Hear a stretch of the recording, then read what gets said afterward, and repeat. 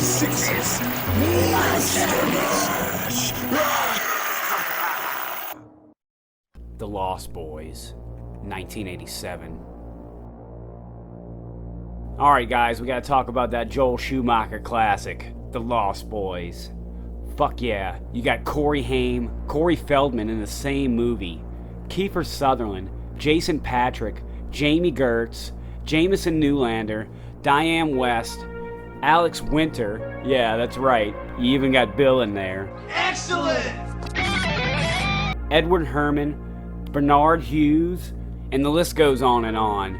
Okay, so this movie is a fucking classic, okay? This is just a nostalgic 80s, like late 80s time capsule in a film. Yeah, you got the rockin' music by Tim Capello up in there. Corey Haim's character, Sam Emerson, Jason Patric's character, Michael, and their mom, Lucy, played by Diane West, are moving to Santa Carla, murder capital of the world. So with that being said, the boys learn that the town has this weird thing going on, like there's a lot of disappearances, like people coming up missing and shit.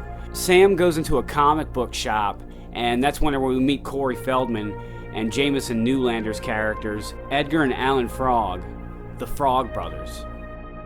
They give him some vampire comics and basically try to warn him that Santa Carla is legitimately overrun by the fucking undead. He brushes it off and thinks they're crazy, but he takes the comic book anyway, even after he tells them that he doesn't like horror comics.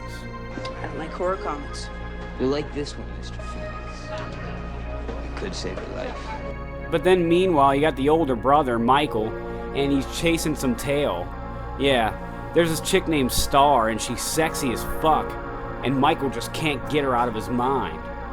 He finally gets the courage up to go talk to her, and then he ends up hanging out with her, and that's whenever he meets her ex-boyfriend, David, played by Kiefer Sutherland.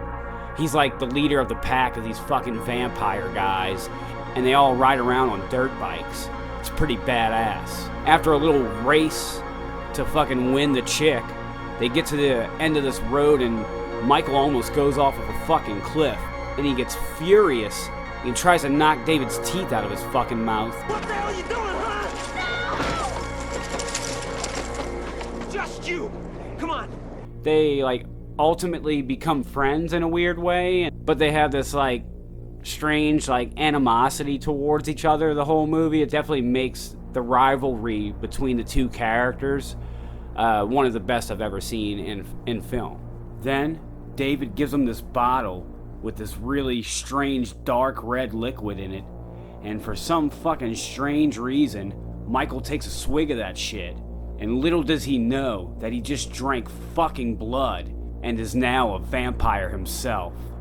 Both of the boys, they're making friends, so all that leaves, I guess, left is the mom. She wanders into a video store or like a electronics store or something. That's whenever she meets Edward Herrmann's character, Max, and his fucking demon dog. This guy seems super charming, so she invites Max over to dinner one night. Sam is suspicious of Max. They come to a point where they think that Max is like the head vampire. Sam, what has gotten into you tonight? To save Michael and to turn Michael and all the other vampires like David and his crew back to normal is to kill the head vampire. Before they were suspicious of Max, for some reason they thought that the Bill vampire was the head vampire, so they kill him in this fucking really badass steak scene. Good night, bloodsucker. No! Later on, Sam and the Frog Brothers, they start to get ready for the vampires because now Sam doesn't believe that the Frog Brothers are full of shit anymore, and now he's on their side. Now they're gonna band together and fight these fucking vampires and take them out once and for all.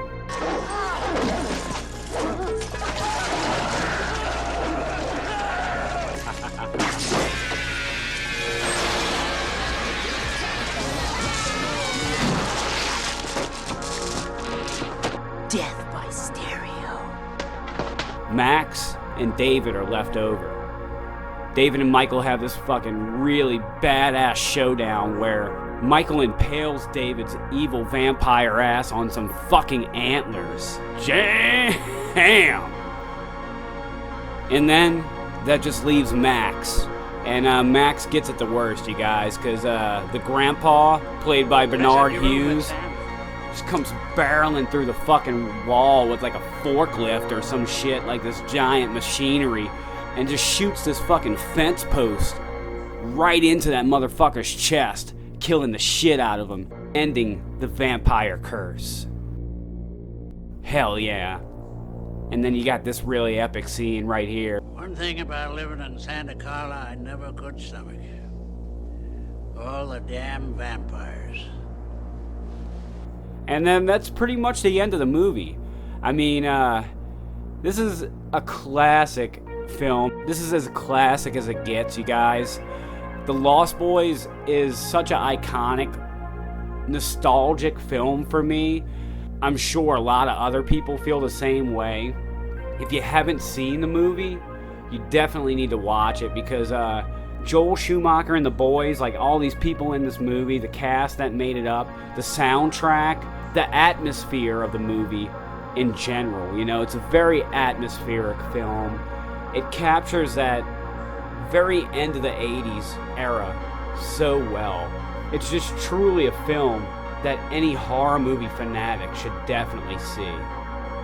Scott 86, the Joel Schumacher classic, The Lost Boys. I'll see you guys in the next episode of Monster Mash.